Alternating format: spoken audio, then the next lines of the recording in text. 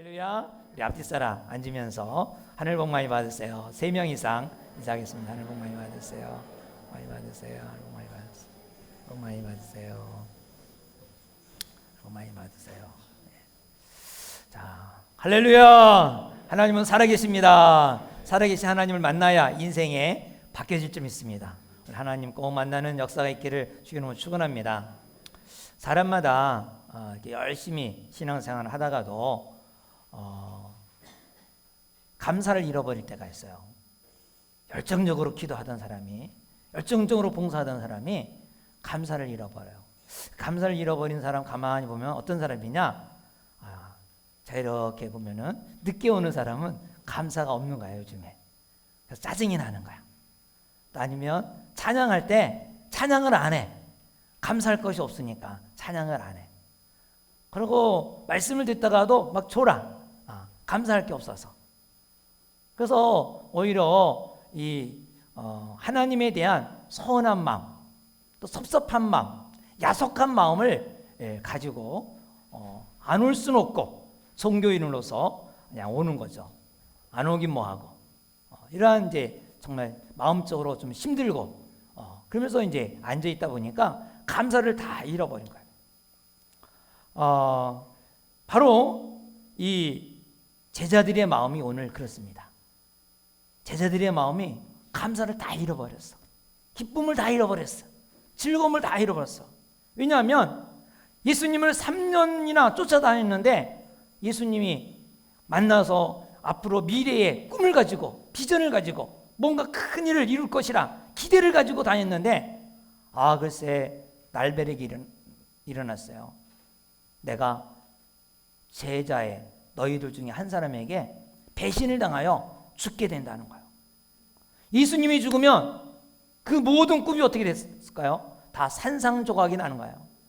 여러분 교회를 다닐 때 한 3년 동안 열심히 해서 내가 뭔가 이루어질 것이라 어렵게 다녔는데 만약에 안 이루어진다고 생각해봐요. 얼마나 큰 충격이에요. 꿈이 산산조각. 거기다가 미래가 불확실해요. 바리새인들은 더 극악에 달하고 또 로마 정부에서는 예수 믿는 사람을 죽이려고 그러고 그래서 어디로 가야 될지 이제는 오늘 밤을 지난 다음에 이 야심한 밤을 지난 다음에 내일은 어디로 가야 될지 답답하기가 그지없는 이 제자들입니다. 이런 제자들에게 예수님이 오늘 격려의 말씀을 주십니다. 제자들에게 너희들이 누릴 특권과 반드시 승리할 것을 약속하는 말씀입니다. 이 말씀은 그냥 허황된 말이 아니라 사도행전 우리가 이제 나중에 읽어보면은 쭉 알겠지만 모든 것이 정말 제자들에게 용기를 주고 승리하고 아주 담대한 자가 되는 것을 여기는 사도행전을 통해서 알게 됩니다. 사랑하는 여러분, 우리가 이 살아가면서 국가에 대한 또 사회에 대한 가정에 대한 친구에 대한 이런 감사가 잃어버릴 때 감사거리를 찾지 못할 때 오늘 하나님 말씀을 잘 듣고 감사의 조건을 찾아서 여러분이 즐겁고 행복한 신앙생활이 되기를 주의 이름으로 축원합니다. 아멘. 자, 예수님은 제자들에게 이렇게 낙심과 절망에 미래에 대한 꿈이 산산조각난 이들에게 무슨 말씀하는 거 아니? 바로 약속한 특권이 있는데 그것은 하나님을 알게 되는 특권을 주셨습니다. 하나님을 알게 하는 특권. 알게 되는 특권이죠. 하나님을 아는 것이 뭐 그렇게 특권인가? 지금은 이렇게 우리가 이렇게 아니까 그런지 몰라도 여러분 하나님을 안다는 것은 굉장한 것입니다. 수지맞은 것입니다. 누군가가 이름만 대도 유명한 사람이 자기를 딱 초청해갖고 어떤 음악회에 딱 참여하라고 티켓을 줬다고 노르비에 맡겨놨으니까 꼭 와서 가져가라 그래. 그래서 가보니까 이 티켓을 딱 주고 그리고 선물까지 딱 준비해갖고 딱 주는 거야. 그리고 이제 티켓을 딱 가지고 들어가니까 아주 안내하는데 안내를 딱 보니까 제일 잘 보이는 대로 딱 보여주는 거예요. 그 자리를 인도하는 거죠. 왜 그럴까요? 그 사람이 뭔가 좀 이렇게 배려를 위해서, 아는 사람이니까 아마 그러한 자리를 배정해 주지 않겠어요? 누군가를 안다는 게 얼마나 귀한 건지 몰라요. 그런데 사람 조금 알아도 특별한 대우를 받는데, 천지를 창조하시고 만물을 운행하시는 그 하나님을 안다면 얼마나 특별한 특권이고 축복이겠습니까? 25절에 보니까 이런 말씀하십니다. 이것을 비유로 너에게 일렀거니와 때가 이르면 다시는 비유로 너에게 이르지 않고 아버지에 대한 것을 밝히 이르리라. 할렐루야. 때가 되면 아버지를 알게끔 해주신다. 때가 되면. 그때가 언제일까요? 바로 오순절입니다. 오순절 성령이 임하면 하나님에 대해서 알게 된다는 것을 알려주는 거예요. 성령이 오시면 하나님을 분명히 알게 되고 하나님에 대해서 드러나게 보여주겠다는, 이것을 하나님을 아는 특권을 주신 것이죠. 여러분, 우리가 하나님을 알려고 애를 써보고 노력해도 안 돼. 대학교 가서 철학 강의를 들으면서 하나님의 존재성 이걸 막 들었고, 하나님이 어떤 분인가 철학 강의를 아무리 들어도 하나님에 대해서 잘 이해도 못하고 또 추상적으로 얘기할 뿐이지 잘 알지 못해요. 그러나 여러분, 하나님에 대해서 많이 알려고 해도 알 수가 없지만 성령이 내 안에 임하면 하나님을 알게 되는 거야. 이야, 이런 분이 하나님이구나. 또 여러분이 이거 알고 있는 경험한 하나님에 대해서 다른 사람에게 소개도 해줘요. 아, 이런 하나님이다. 하나님이 이런 분이다. 그리고 여러분들은 그 하나님과 어떻게 합니까? 같이 교제하면서 살게 돼요. 관계를 맺으며 사는 거죠. 하나님을 아는 특권을 가진 이 귀한 축복, 얼마나 감사합니까? 그 어떤 것보다도, 다른 거 아는 것보다도, 다른 사람 아는 것보다도 가장 귀한 하나님을 아는 축복을 여러분 가지고 있다는 것을 감사하시기 바랍니다. 또 예수님이 두 번째 제자들에게 무엇을 특권이 있다고 하는 거니? 하나님께 아는 그 하나님께 요청할 수 있는 특권을 주었다는 거예요. 요청할 수 있는 특권. 여러분, 내가 어떤 전문가를 알고 있다는 것은 얼마나 중요한지 몰라요. 보일러가 고장났는데 보일러에 전문가를 불러다가 전문가에게 의뢰해갖고 보일러가 싹 고쳐서 따뜻하게 움직인다면 얼마나 귀한 거예요. 그렇죠? 또 교통사고를 났어. 이제는 어찌할 바가 몰라. 이제 내가 손해인지 저 사람이 손해인지 몰라. 그런데 이 보상을 잘 처리해주는 전문가가 나타나서 그 사람에게 요청해갖고 그것을 싹 처리했을 때 걱정 없이 병원에서 치료받을 수도 있고 염려하고 다 마치죠. 또 장례도 마찬가지죠. 장례가 갑자기 일어나면 우리 이거 당황해요. 맨날 가서 이렇게 봉사하다가도 자기 일이 당황. 근데 우리 교회는 이 전문가가 있잖아요. 장례 전문가. 그냥 처음부터 마지막까지 깨끗하게 잘 행복하게 잘 마치도록. 우리는 장례에 대해서 모르지만 전문가에게 의뢰하면, 요청하면 싹 잘해주는 거야. 그와 같이럼 우리는 전능하시고 우주를 관할하신 그 하나님께 요청하면 그 모든 것이 이루어지는 것입니다. 그래서 26절에 이런 말씀을 하죠.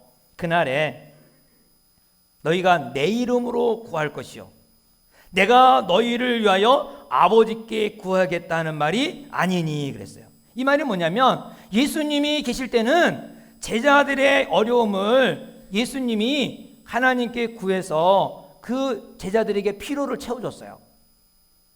근데 이제 예수님이 세상을 떠나잖아요. 예수님이 눈에 안 보이잖아. 그럼 제자들이 당황할 거 아니에요? 어려움이 있을 때. 이 말씀하시는 거예요. 너희들이 이제는 직접 하나님께 구하라. 직접 하나님께 요청해라. 그러면 응답해 주시겠다는 약속이죠. 여러분, 제자들에게만 그 요청할 특권을 주셨습니까? 제자들에게만이 아니라 우리에게도 그 요청할 특권을 주신 것입니다. 그래서 이 요청의 특권만 아니라 예수님은 응답을 약속을 했어요. 응답.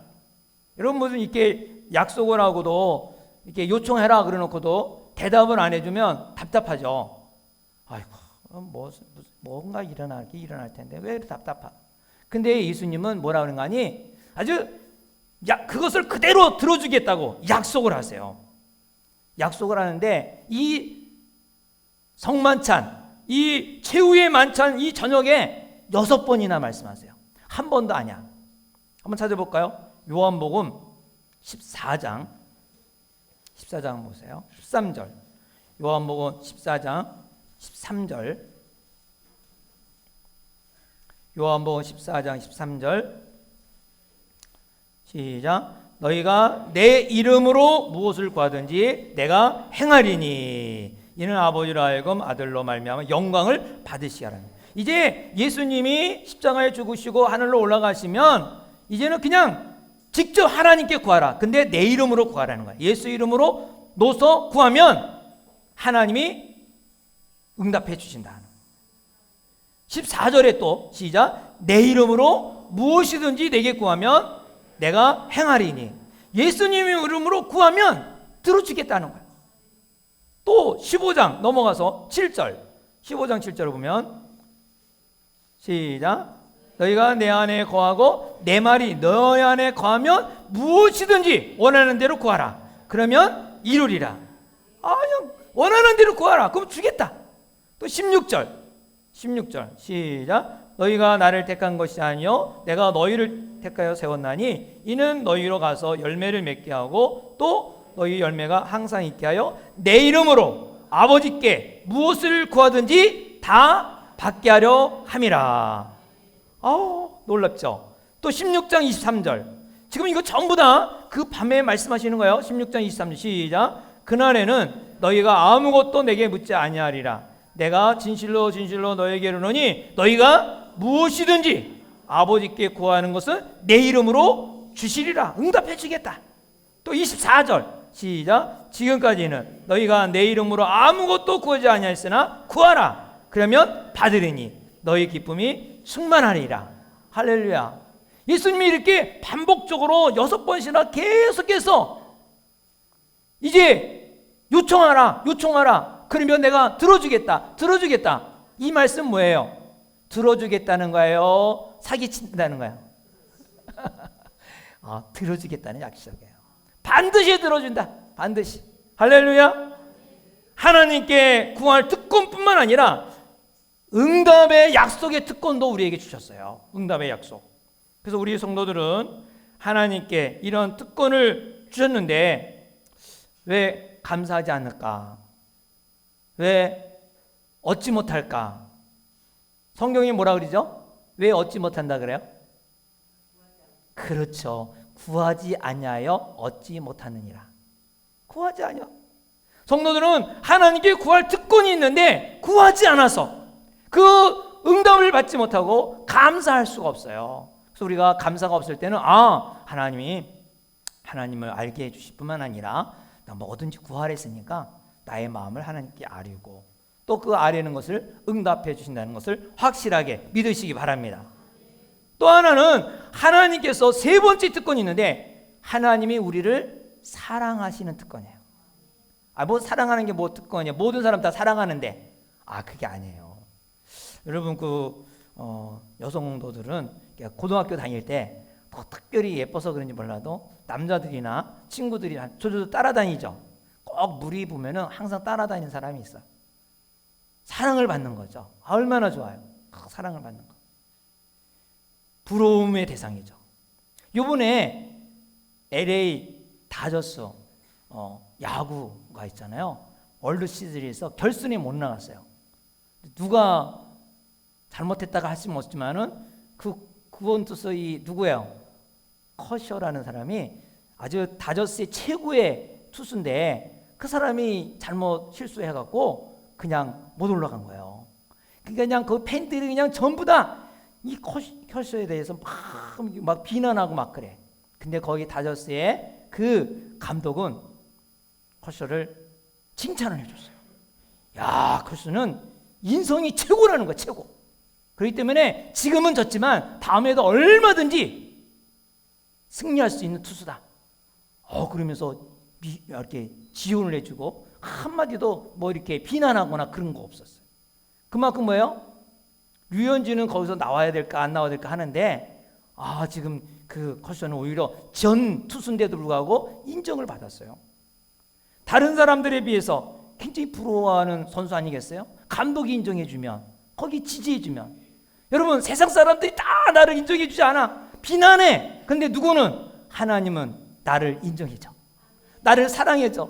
나를 막 사랑한다고 그래. 얼마나 귀한 특권이에요. 할렐루야. 남에게 사랑을 받는다는 것은 정말 특권입니다. 그래서 하나님께서 이런 특권을 우리에게 약속을 하셨습니다. 27절 보세요. 27절 시작. 이는 너희가 나를 사랑하고 또 내가 하나님께로부터 온 줄을 믿었으므로 아버지께서 친히 너희를 사랑하심이라. 할렐루야. 여러분, 하나님의 사랑은 모두에게 임하여 그러나 질이 달라. 질이 모두에게인데 질이 달라. 여러분, 자녀를 사랑하는데 똑같이 사랑합니까? 똑같아요? 달라요? 해보면 그래. 열 숟가락 깨물면 안 아픈 데가 어디 있겠어요? 그래. 다 사랑한다 그래. 근데 여러분, 같지만 달라요. 같지만 달라. 이 못난 자식은 연민의 사랑을 해요. 연민해. 좀 막 그러지 않았으면. 또 속을 썩이는 자녀는 사랑은 사랑하되 안타까운 사랑을 해요. 안타까운 사랑. 안타까운 사랑. 근데 부모를 기쁘게 하고 막 다른 사람들에게 칭찬받는 자녀는 무슨 사랑일까요? 기쁨의 사랑이에요. 정말 그 자녀를 보면 기쁨이 생기는 거야. 기쁨을 가지는 이 사랑을 하게 돼요. 하나님께서 모든 사람을 사랑하지만 하나님은 우리를 특별히 기쁨으로 사랑합니다. 왜 그럴까요? 바로 예수님 때문에 그래요. 예수님에 대한 사랑이 남다르게 하나님 아버지는 커셨어요. 그래서 예수님이 이 땅에 육신으로 오셔서 딱 계실 때 성령이 탁 임하시면서 예수님에게 뭐라 그래요? 내 사랑하는 아들이다. 내 사랑하는 자요, 내 기뻐하는 자다. 모든 사람이 들을 수 있도록, 옆에 제자들이 들을 수 있도록. 그거 들었으니까 거기다 기록했겠죠. 내 사랑하는 자요, 내 기뻐하는 자라. 예수님을 사랑하니까 예수님을 믿는 사람을, 예수님 사랑하니까 예수 믿는 사람을 사랑하는 거예요. 할렐루야. 마치 사랑하는 자녀가 있는데 이 사랑하는 자녀가 친구를 데려왔어. 아주 착한 자녀고 그래. 그럼 누구도 사랑하게 돼요? 친구도 사랑하지. 자녀의 친구도 사랑해. 만약에 친구를 데려왔는데 그 친구를 비방하고 못됐다 그러고 막 욕하면 누구를 욕하는 거예요? 자녀를 욕하는 거 똑같아. 그럼 이 자녀가 기분이 엄청나게 상한 거야. 자기 친구 데려왔으면 친구를 잘해줘야 되는데 막 비난하고 그러면 자기 욕하는 것 같아. 그럼 부모를 상종 안 하려고 그래. 야, 나를 욕하는구나. 나를 좀 힘들게 하는구나. 친구 욕하는 게 아니라 자기를 욕한다고 생각해요. 그래서 바로 친구 데려오면 그 친구를 잘해줘야 돼요. 부모들은. 하나님은 예수를 믿는 우리 성도들을 얼마나 기뻐하신지 몰라요. 예수님을 사랑하기 때문에 예수님 믿는 사람을 전부 다 사랑하고 기뻐한다는 것입니다. 할렐루야. 그래서 우리는 이 예수님이 우리에게 약속했지 않습니까?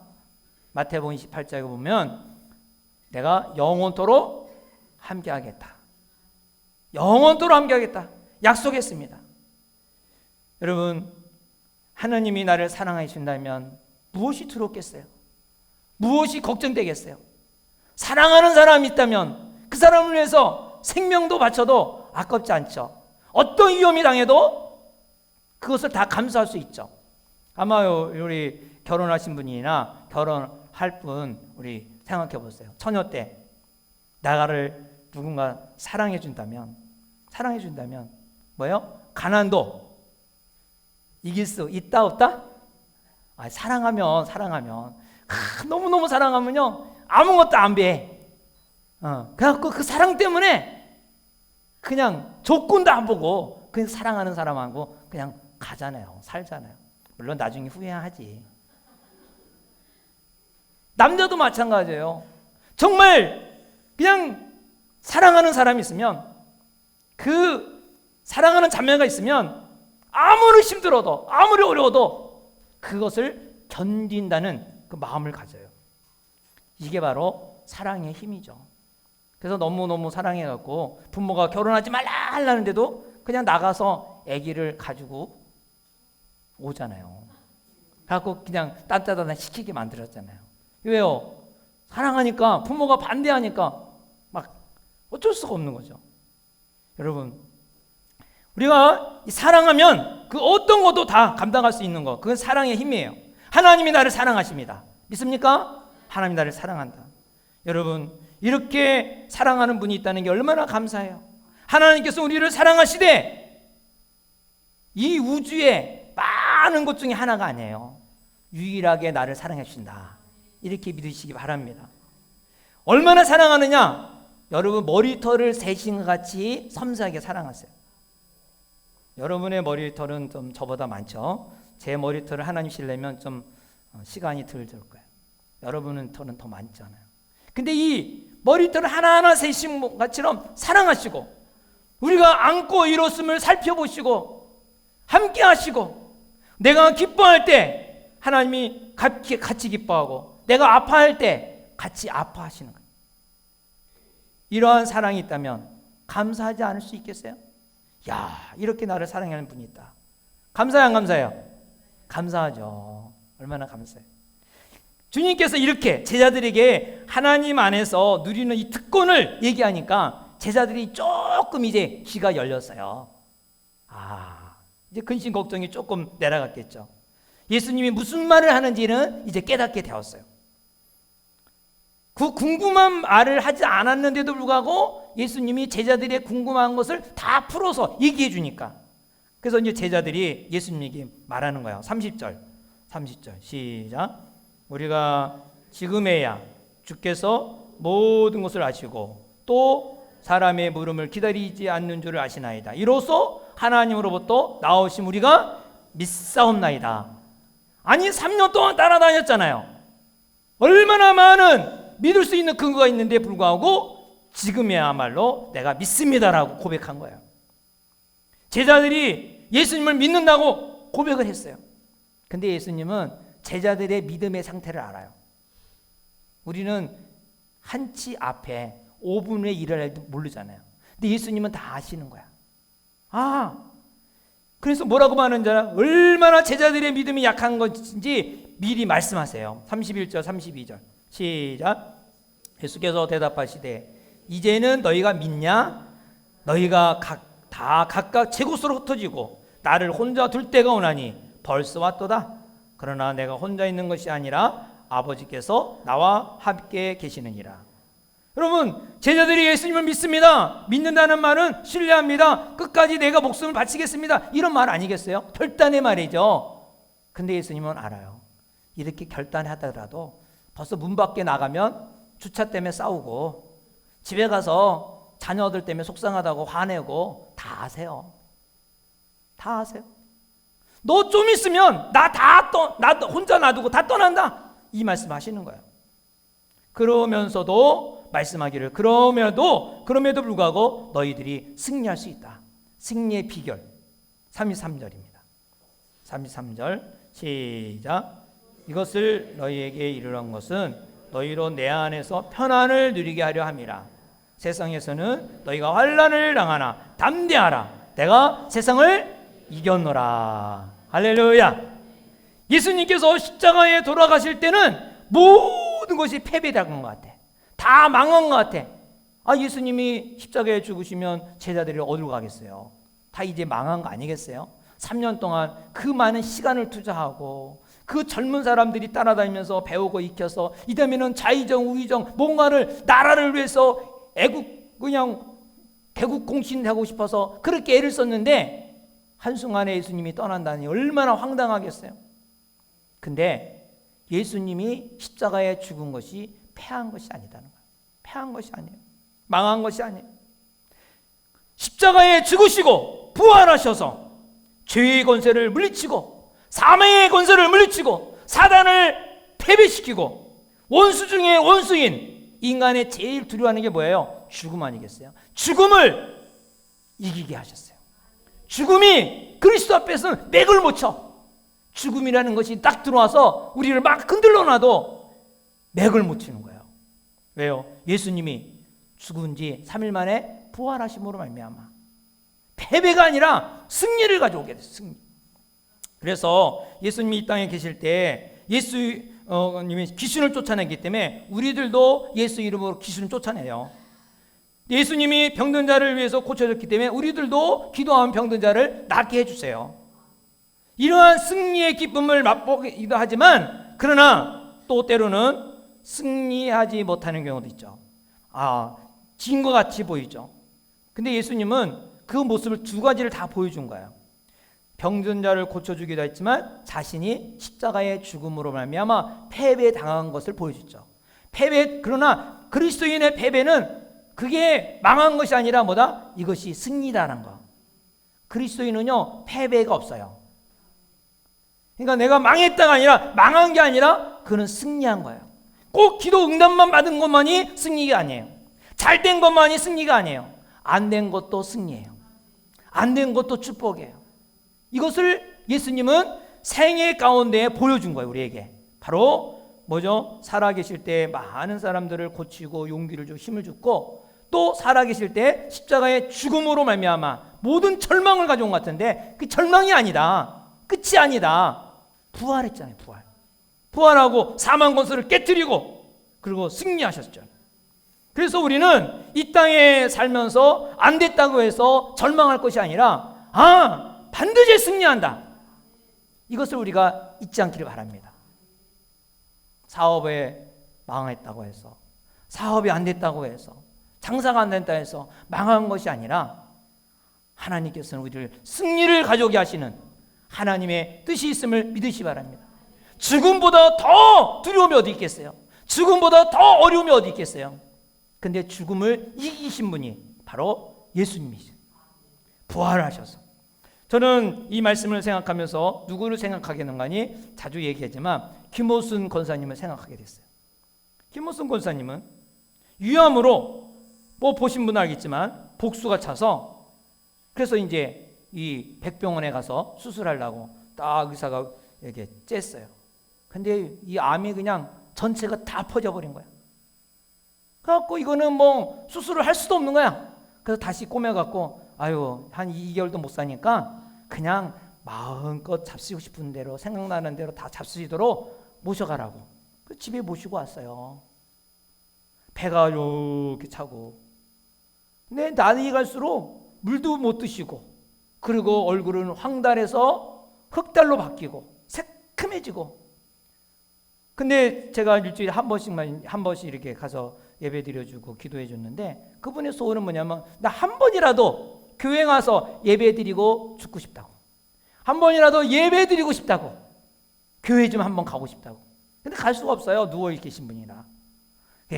꼭 나와서 갈 수 있도록 기도합시다. 저도 믿음이 없지만 그냥 빈말을 한 거죠. 어떤 면에서는.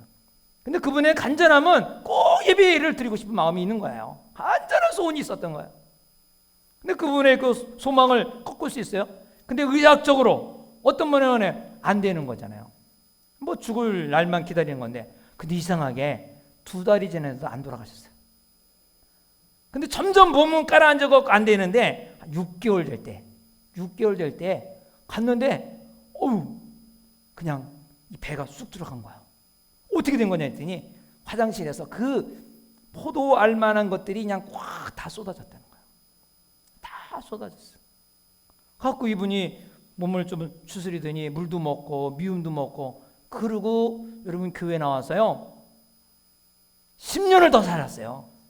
할렐루야. 2개월밖에 못 사는 사람이 10년을 더 살다가 권사님까지 하고 그러고 가셨어요.